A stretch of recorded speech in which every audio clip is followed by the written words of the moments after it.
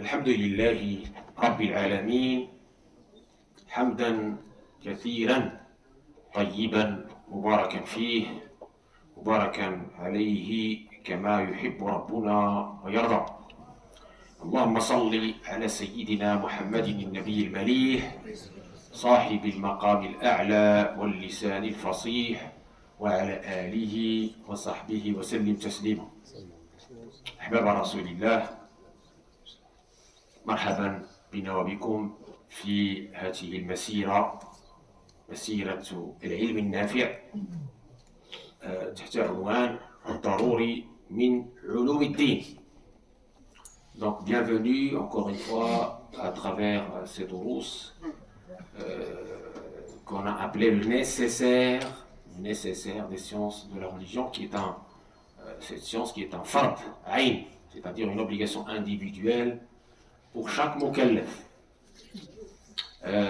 Toujours à travers le matn d'Ibn Ashir, c'est Ibn Ashir, le Maliki, le Fasi, l'Andalusi, le Madani, rahmatullahi alayh, في عقد الإشعاري الفقهي المالك وفي طريقة الجنيد السالك.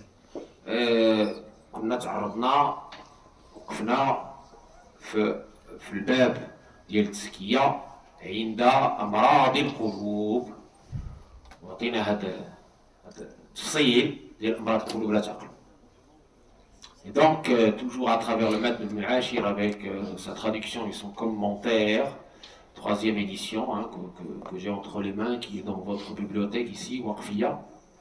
Et donc, après avoir parcouru tous les chapitres, on clôture avec ce chapitre important, essentiel, qui fait partie intégrante de la religion, puisque dans le hadith de Gabriel, on nous parle de religion. Innahu Jibril atakum yu'allimukum dinakum. C'est Gabriel qui est venu vous apprendre votre religion. Donc l'ihsan fait partie de cette religion, l'excellence. L'aspiration à l'excellence fait partie de cette belle religion. Idem, dans cette station de l'ihsan, nous avons évidemment des règles, comme dans n'importe quelle science. Nous avons vu dans le chapitre de la spiritualité que Ibn Ashir commence par Tawbah, par le repentir, et nous l'avons détaillé. Puis ensuite, il va dans Taqwa avec sa définition, et puis on a vu également ses bienfaits, ses marques. Et après, il donne évidemment le pourquoi, le bien fondé de cette éducation spirituelle, appelée aussi Tazkiya, appelée l'ihsan, l'excellence, appelée aussi le jihad, l'akbar, le grand jihad, qui a comme sujet le cœur, principalement. On l'a dit. C'est pour ça qu'on a parlé la dernière fois des maladies du cœur. On a diagnostiqué la maladie. Maintenant, on passe à la prévention et le remède. الوقاية والعلاج. هذه الأمراض اللي تفنها ديال القلوب اللي خطيرة جدا، العجبي والريائي والحسدي والحقدي وما إلى ذلك. Par rapport à ces maladies graves qu'on avait énumérées, certains, c'est pas exhaustif bien sûr, qui sont dans le Coran définis comme des graves péchés.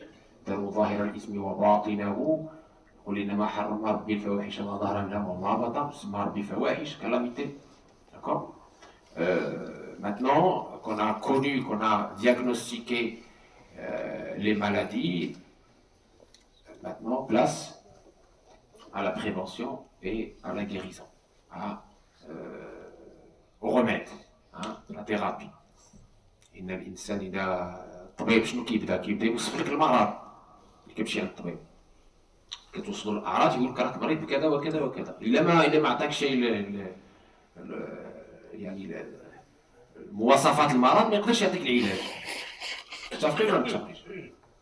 Quand tu vas chez un médecin, dans la vie de tous les jours, quand on tombe malade, eh bien tu vas chez un médecin, tu lui décris les symptômes, ce que tu as comme manifestation extérieure de cette maladie, et lui, en fonction de ce qu'il a entendu, en fonction des symptômes, il va te prescrire l'ordonnance.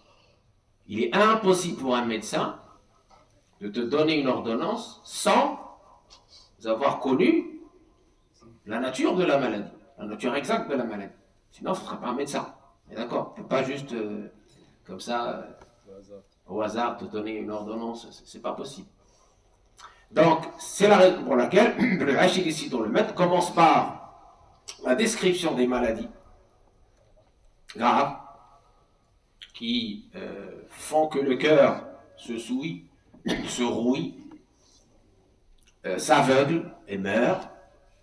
Et puis, maintenant qu'on les a identifiées, ces graves maladies, hop, place aux médicaments, à l'ordonnance. Pour être précis, à l'ordonnance. Alors, l'ordonnance chez Ibn Ashir se compose de 2 médicaments essentiels, de 2 ingrédients essentiels. On va voir aujourd'hui le premier ingrédient, premier médicament, premier vaccin, on va dire, parce qu'il est aussi un vaccin, c'est aussi un vaccin. هذا العلاج أو الوقاية كتكون عند سيدي ابن عاشر من جناحين يطير بهما الإنسان مريد الله عز وجل في معراج في سماء الإحسان يعرج بهاتين الجناحين عبر مقامات الإحسان. هذه الوقاية والعلاج.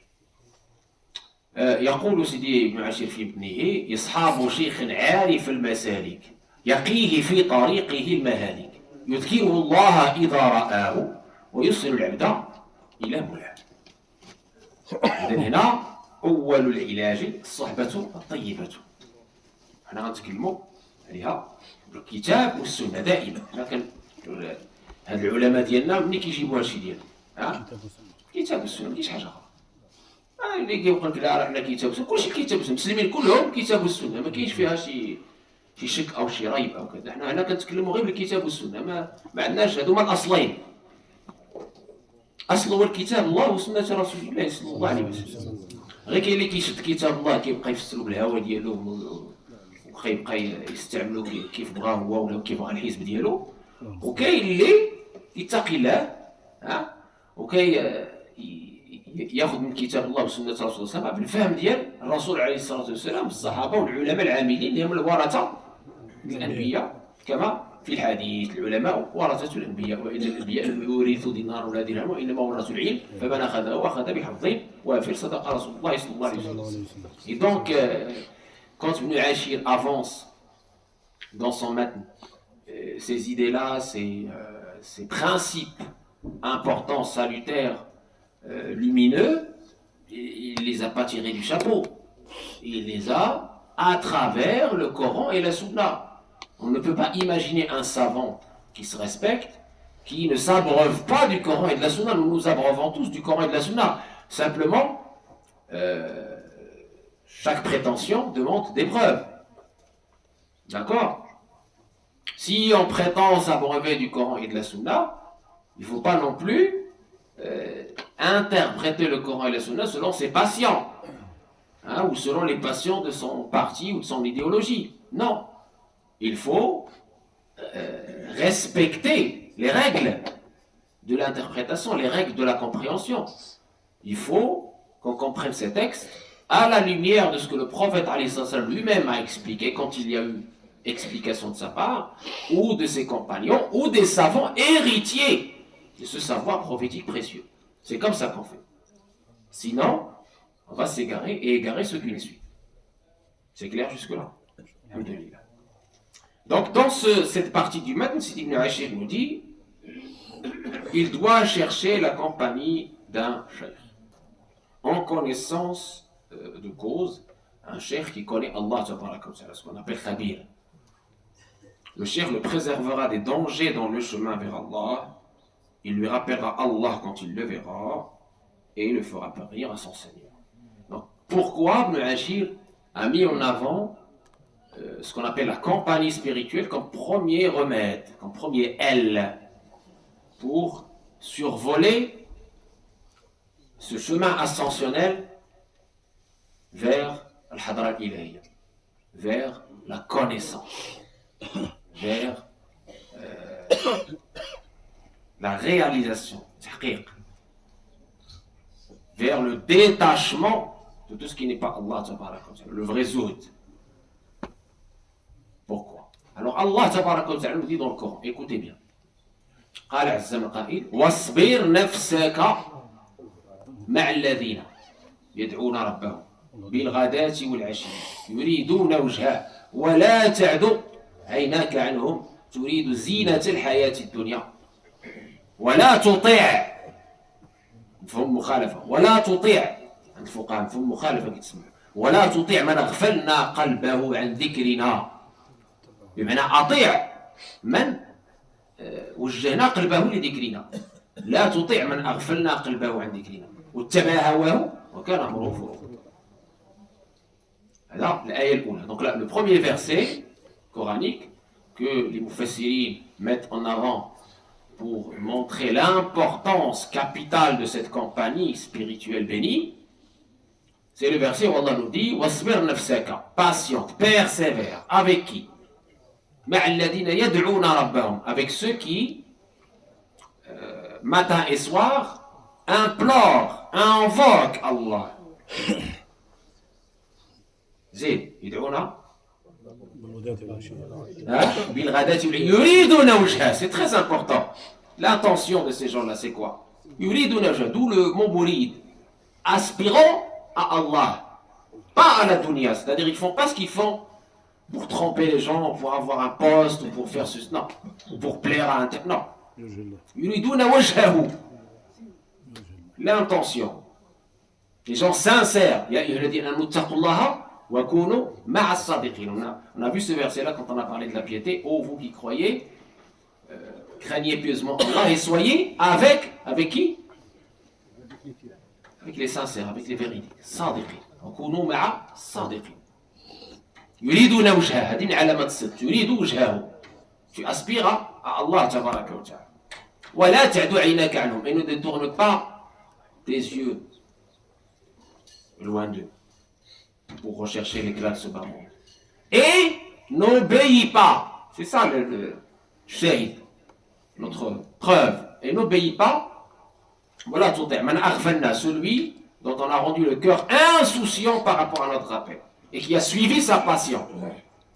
Donc, quand Allah nous dit ne fais pas, ça veut dire il faut faire l'inverse de ça. Il faut suivre celui qui ne suit pas sa passion et qui est dans l'invocation d'Allah. Voilà tout est. Man aghfalna.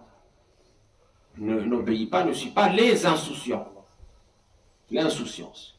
Une grave maladie du cœur. L'insouciance. Donc ça, c'est un premier verset. Ce premier verset, je vous l'ai déjà détaillé, si vous vous rappelez, mais on va le rappeler, pourquoi pas. Nabi alayhi salatu wassalam, dans sa mosquée, dans sa mosquée à Médine, il y avait des gens qu'on a appelés les gens du bon, Ahlus Sufa. Parmi eux, il y avait Abu Huraira, radiyallahu anhu wa ardah, Fuqara al-Muhajirin, les pauvres parmi les Muhajirin, les immigrés. Il y avait Abu Huraira, Suhaib al-Rumi, Suhaib le Romain, Salman al-Farisi, Salman le Perse, Bilal al-Habashi, Bilal l'Éthiopien, etc., etc. Certains savants ont dit 70 à peu près, ou plus ou moins. C'est pas important. D'accord? Ils se réunissaient dans la mosquée du prophète pour faire dhikr.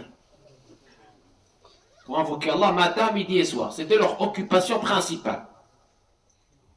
Au lieu d'aller dans les commérages dans la cité, ils étaient là. Dans la mosquée. En train de prier, en train d'invoquer Allah. Et qu'est-ce qui s'est passé? Le prophète alayhi salatu wassalam prenait part à leur assemblée, parce que c'était les gens qui posent la question sur les jardins du paradis. Le prophète alayhi salatu wassalam nous dit إذا مررتم برياض الجنة فارتعوا قالوا يا رسول الله ما رياض الجنة قال حلق الذكر. Si vous passez par les jardins du paradis, alors prenez part à ces jardins. Mais sont où ces jardins du paradis, au messager d'Allah? On ne croyait pas qu'il y avait un paradis sur terre. Ah si, donc leur dit le prophète. Ce sont les assemblées du dhikr, de l'invocation d'Allah. D'accord? Et donc, qu'est-ce qui s'est passé? Les polythéistes parmi les Quraysh, notamment les notables, les gens qui ont un certain niveau social, poids social, ils ont dit au messager d'Allah, sallallahu alayhi wa sallam, si tu viens avec nous et tu délaisses ces pauvres gens qui sentent mauvais parce qu'il y a la laine, ils ne sont pas... Peut-être qu'on va te suivre. Le prophète alayhi salatu wassalam, a failli aller vers ces polythéistes parce qu'il était dans une mission d'appel à Allah. Donc il s'est dit, ben, ces compagnons-là qui se réunissent dans cette mosquée, alhamdoulilah, ils sont enracinés. Donc je n'ai pas peur pour eux. Ces gens-là, ils ont besoin peut-être que je les assiste, je les accompagne pour qu'ils puissent peut-être croire. Bon. Et là, Jibril arrive. C'est Jibril. Gabriel arrive avec le verset que vous venez d'entendre. En disant non, tu ne vas pas t'asseoir avec cela, tu vas t'asseoir avec cela. Persévérer. Et donc le prophète vient vers cette assemblée bénie et il leur dit Alhamdulillahi alladhi ja'ala min ummati man amarani rabbi an asbira nafsi ma'a. Alhamdulillahi alladhi ja'ala min ummati man amarani rabbi an asbira nafsi ma'a. Louange à Allah qui a fait qu'il y a une partie de ma umma, de ma communauté, à qui il m'a ordonné, par ordre divin, verset coranique, de m'asseoir avec eux, de les accompagner, de prendre part à leur assemblée, à leur activité spirituelle. Vous comprenez ou pas? Très important. إذن كثير من العلماء يعتمدون هذه الآية ليؤكدوا على أهمية صحبة الذاكرين. Plusieurs savants se réfèrent à ce verset pour mettre en avant la grande importance d'accompagner les gens dont le cœur est illuminé par le dhikr. Donc la langue est occupée par le dhikr. لأن ذكر الناس داء وذكر الله دواء. إلا مشيتي عند الناس اللي كيذكروا الله غتذكر الله حتى انت. إلا مشيتي عند الناس اللي عاطي لها النميمة والغيبة الله يحفظ غيقيسك داك السوء اللي غادي يقيسهم والعياذ بالله. Plus tu es avec les gens de dhikr, plus tu es, alhamdoulilah, abreuvé, imprégné, et même si tu n'es pas imprégné, éclaboussé, minimum éclaboussé, par ces lumières. On est d'accord ou pas? Tu ressens un apaisement quand tu es avec les gens de dhikr. Quand tu es avec les gens mauvais, tu es touché par ces mauvaises ondes. D'où l'importance capitale, comme on va le voir, de la bonne fréquentation, de la bonne compagnie que les hadiths ont mis en avant. Donc on reste dans le Coran. Allah tabaraka wa ta'ala yaqul Ar-Rahman fas'al bihi khabir. Le miséricordieux interroge à son propos un expert. علاش قال الرحمن ما قالش الجبار ما قالش القاهر ما قالش المتكبر استعمل الرحمن علاش لان هذاك الخبير خصو يكون في الرحمانيه عنده الرحمن العباد اي ما رحمتي من الله اللي انت له ولو كنت فضل غير القلب ولا فضل بحولي ان الخصوصيه او الخاصيه التي مدح من اجلها الله تبارك وتعالى حبيبه ورسول الله صلى الله عليه وسلم الخاصيه الاساسيه هي خاصيه الرحمه وما ارسلناك الا رحمه للعالمين.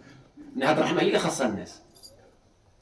رسول الله صلى الله عليه وسلم كان تجلي رحمه الرحمن في هذه الارض وكذلك ورثته شنو كيكونوا تجلي رحمه الرسول صلى الله عليه وسلم الرحمه المحمديه في الارض باش الناس يقدروا يترحموا بهم باش الناس شنو يقدروا يترحموا بهم. الرحماء يرحمهم الرحمن ارحمهم من في الارض يرحمهم من في السماء. الرحمه هي كلشي. ما كانتش الرحمه حتى واحد ما يتبعك ولو كنت في الدار غير قلبي في الضوء من حولك شو راه يتبعك؟ كاينش اللي يتبعك الا ما يحسوش الناس بالرحمه واخا تكون عندك اش ما عندك من العلم ومن ما يتبعك حد.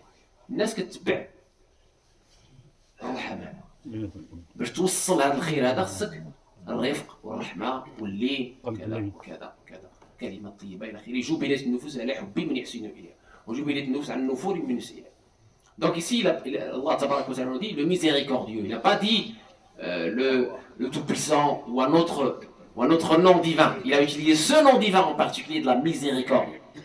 Le miséricordieux interroge à son propos un expert. Pourquoi? Parce que c'est cette qualité-là dont chaque héritier des prophètes, a besoin pour qu'il puisse l'incarner et, grâce à elle, amener les gens vers Ar-Rahman, vers le miséricordieux.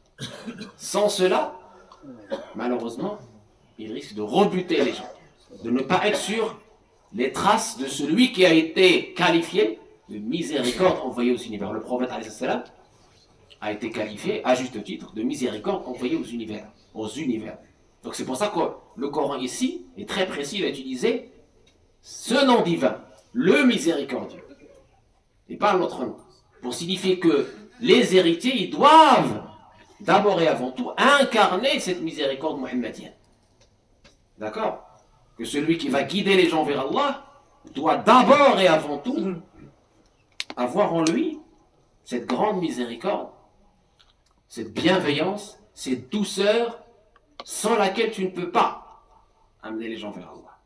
Impossible. En témoigne le Coran, quand il dit à propos de son prophète, il commence par l'éloge. Ce n'est que par une miséricorde de la part d'Allah que tu t'es montré doux envers eux, dit le Coran. Si tu étais un rustre au cœur dur, il se serait éloigné de toi. Voilà. Très très clair. Donc là, Allah nous ordonne d'aller voir l'expert. En toute science, il y a un expert. Et dans cette science de la gnose, de ma'rifatullah, de la connaissance d'Allah, il y a aussi des experts qui ont goûté. Quand tu les accompagnes, tu goûtes aussi. Troisième verset. يقول السمقائي الأخلاء بعضهم يومئذ لبعض عدو إلا المتقين. Les amis intimes, les uns seront ennemis des autres, sauf les pieux. Ça veut dire que finalement, cette amitié intime, elle t'impacte ici-bas et dans l'autre monde. Tu peux, à cause de cette amitié intime, le khulla, c'est pas, il faut différencier le khulla d'une simple, entre guillemets, relation de collègues. Ça, c'est pas ce qu'on dit ici. Tu peux avoir plein de collègues, plein de voisins, on va en parler dans le débat, qui ne sont même pas musulmans, c'est pas grave. D'accord? Tu dois être toujours dans le bon comportement avec tout le monde. Là, on parle d'une amitié intime, d'une relation très rapprochée. Une relation de wilaya, c'est-à-dire d'alliance, de compagnie spirituelle, de conseil, de modèle, carrément. Hein, tu prends comme modèle ces gens-là, etc. Attention. Et ces versets, ces trois versets que je viens de citer, font écho à certains hadiths du prophète authentiques qui nous aiguillent, qui nous guident et qui nous montrent aussi les qualités du bon compagnon. Premier hadith qui fait écho au verset que je viens de citer. Al-mar'u ala dini khalilihi falyanzur ahadukum man yukhalil. Al-mar'u ala dini khalilihi falyanzur ahadukum man yukhalil. Le prophète nous dit dans le hadith authentique, l'être humain suit la religion de son compagnon intime. Attention à qui vous prenez comme compagnon intime. يقولوا في المثل جالس وجالس مع مشتك مع مشباتك. Plus tu accompagnes de façon très profonde quelqu'un, plus tu es impacté positivement ou négativement par ce qu'il a comme qualité, comme caractéristique, comme habitude, etc., etc. Donc faites attention à celui à qui vous prenez comme compagnon intime. Al-Adini suit la religion, carrément. Vous voyez la profondeur de ces paroles du prophète. Deuxième hadith, très important, qui a, alhamdoulilah, rendu heureux les compagnons. Al-mar'u ma'a man ahab. Al-mar'u ma'a man ahab. Quand certains compagnons, le hadith il a plusieurs variantes. Hein, donc, quand un compagnon est venu voir le prophète, lui a dit, mais oui, mais toi, là-haut, tu seras avec au plus haut degré du paradis, avec les prophètes, les messagers, etc. Et moi, je t'aime. Et là-haut, je risque de ne pas avoir ton niveau pour être avec toi. Qu'est-ce que je fais? Comment je fais? J'ai un amour très grand pour toi, au messager d'Allah. Et le prophète le rassure et lui dit, Al-mar'u ma'a man ahab. L'être humain sera avec celui qu'il aime. Si tu m'aimes, sincèrement, tu seras avec moi. Et dans un autre, il y a un autre hadith, une autre variante, il dit A'inni ala al-psika bi kasrati shujud. Aide-toi quand tu fais les sujouds, quand tu te prosternes, par le fait de faire beaucoup de prosternation et de dua dans la prosternation, parce que le dua dans la prosternation, il est exaucé, Inch'Allah. أقرب ما يكون العبد من ربه في السجود. إذن المرء مع من أحب الله يجعلنا جامعا مع الحبيب المحبوب رسول الله صلى الله عليه وسلم. الحديث الثالث وهي le troisième hadith, il est très important. Il fait écho aussi au verset qu'on vient de citer. Vous voyez, le Coran et le hadith, vont dans le même sens, toujours. Le prophète alayhi salam nous dit مثل الجليس الصالح وجليس السوء كبائع المسك ونافخ الكير. L'exemple du bon compagnon et du mauvais compagnon, c'est comme l'exemple du vendeur du musc et du forgeron. Qu'est-ce qui se passe quand tu rentres chez le vendeur du musc ou chez quelqu'un qui tient le musc, qui a le musc entre ses mains ou sur ses vêtements? Qu'est-ce qui se passe quand tu rentres chez lui? Ah, tu vas sentir bon, on est d'accord. Tu vas être imprégné automatiquement sans même que tu achètes rien du tout. Juste le fait d'être avec lui. Quand tu vas sortir, les gens, tu sens bon. Ah, magnifique. Mais j'ai rien fait. Même si tu n'as rien fait, tu as été avec ceux qui avaient ce bon parfum. Vous voyez la parabole du prophète Hassan, comment elle est éloquente et profonde. L'exemple du bon compagnon et du mauvais compagnon, c'est l'exemple du vendeur du musc et du forgeron. Le vendeur du musc, même si tu n'achètes rien, une fois avec lui, alhamdoulilah, tu es imprégné, tu es touché, et tout va bien pour toi. Tu es touché par ces bonnes odeurs, ces bons parfums. Et le forgeron, bien sûr, il n'y a pas de sous-métier, c'est juste pour la parabole, pour faire comprendre aux gens. Pareil, quand tu rentres chez lui, même si tu n'achètes rien, إما يؤذيك إما يحرق ثيابك إما تجد منه ريحا منتنة. Soit tes habits sont brûlés, soit tu te sens mauvais, soit voilà. Donc forcément ces odeurs-là, eh bien ils vont t'impacter négativement. D'accord? Donc c'est comme ça, spirituellement parlant, le bon compagnon et le mauvais compagnon. Quand tu es avec une bonne compagnie comme celle-ci, même si tu n'as rien fait, tu n'as même pas l'intention. Dans un hadith, juste assis, tu passais, hop, tu as trouvé, tu es assis pour te reposer. Juste pour te reposer. Vous imaginez la grâce d'Allah, la miséricorde d'Allah, la générosité d'Allah. Juste là, il vient, il se repose. Et parce que cette assemblée est bénie, hop, tu es imprégné, touché. Tu sens bon spirituellement. C'est-à-dire tu ressens un apaisement. Tu ressens cet amour d'Allah, tu ressens cette miséricorde d'Allah, etc. Tu sors léger par rapport au péché. Vous voyez, c'est ça le... Et l'inverse est vrai aussi. Quand tu vas vers les mauvaises fréquentations, même si tu dis non mais moi je ne partage pas avec eux ce qu'ils disent ou ce qu'ils font, non, je ne suis pas d'accord avec eux, même en disant ça. Malheureusement, ces mauvaises fréquentations t'imprègnent, t'impactent négativement. Que tu le veuilles ou non. Comme le forgeron, même si tu n'as rien acheté, tu n'as absolument rien acheté. Juste le fait d'être là-bas, dans cette assemblée mauvaise, maudite, de médisance par exemple, de mensonge ou de calomnie, juste le fait d'être là, malheureusement tu prends des péchés, malheureusement tu sens mauvais spirituellement, malheureusement tu impactes négativement ton cœur. Ton cœur est en train d'être souillé, et toi tu ne le sais pas. Et quand tu sors de là, tu sens une obscurité, tu sens. Parce que tu n'étais pas dans la bonne assemblée. Comprenez l'importance? Troisième et dernier hadith. Et ça c'est très important parce que beaucoup de nos étudiants à l'USIP et ailleurs, quand on finit l'année avec la spiritualité, ils disent ouais mais vous nous avez parlé des grands chouyours, des grands savants, des gens pieux, vertueux, qui avaient des karamates, des prodiges, etc. Est-ce qu'il existe encore cela?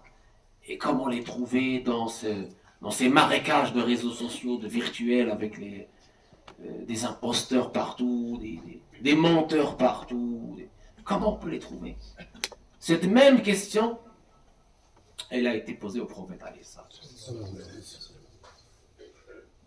قالوا Ya Rasulallah, ayyu julasa'ina khayr. Ayyu julasa'ina khayr. Les gens ont posé la question au prophète. Vous voyez, ça, encore une fois, ça rejoint la question de la question. C'est-à-dire, comment poser les bonnes questions, les questions utiles pour toi, pour cheminer. Pas les questions de la chicanerie, les questions qui recherchent la petite pète, très important. Quelles sont les qualités, les spécificités? Comment reconnaître cette bonne personne, ce cheikh, qui a en lui ces qualités du prophète, qui peut t'aider à cheminer? Comment? Dans un environnement qui est plein d'imposteurs. Voilà. Alors le prophète alayhi salatu wassalam leur dit, il leur donne 3 qualités. La première, man dhakkarakumullah ru'yatuh. Quand vous le voyez, il vous rappelle Allah. Et dans un autre hadith, awliya'ullah alladhina idha ru'u dhukirallah. Awliya'ullah alladhina idha ru'u dhukirallah. C'est-à-dire déjà son état, son apparence te rappelle Allah. Et là, cette apparence lumineuse, الحال دعوة الحال هذه دعوة الحال كتسمى دعوة الحال حاله يغني عن ما قال كما كان رسول الله صلى الله عليه وسلم نوره بحال اللي شفنا في الجمال المحمدي نوره يغني عن ما قال بلا ما يتكلم لكن انسان غير صادق غير شاف ذاك النور ويتبع يقول ما هذا بوجهي كذاب صلى الله عليه وسلم حال دعوة الحال son état déjà son apparence est lumineuse elle te rappelle Allah tabaraka wa ta'ala il n'est pas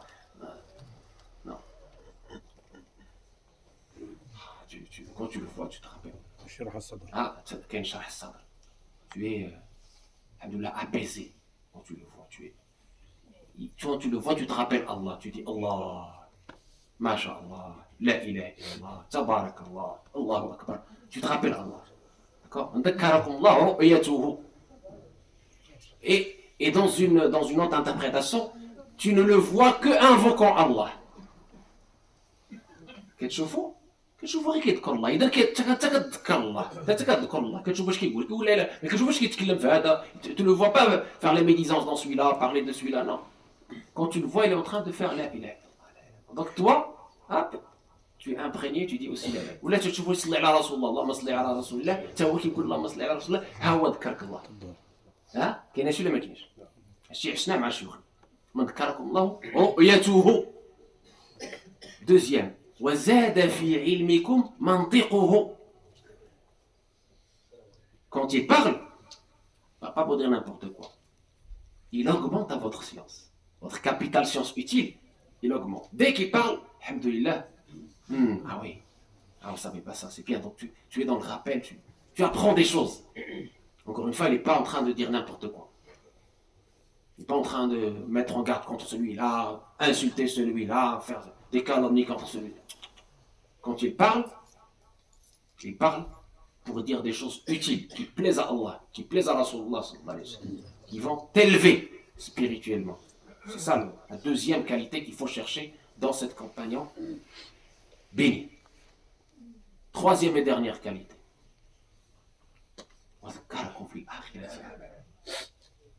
يعني إن ماشي غير الحال والمقال حتى العمل موافق للحال وموافق للمقال ماشي الناس الذين يقولون ما لا يفعلون لا كبر مقصد عند الله ان تقولوا ما لا تفعلون يعني قول وفعل هو الاسلام رافع كما قال ابن عاشر ماشي غير كي عنده الحال لابس اللباس الانبياء والكلام الانبياء والفعل في جهه اخرى لا وذكركم بالاخره او في الاخره عمله ملي كيعمل كنشوف ما شاء الله الصلاه في وقتها بعد عن الحرام التزام مع امر الله الى اخره.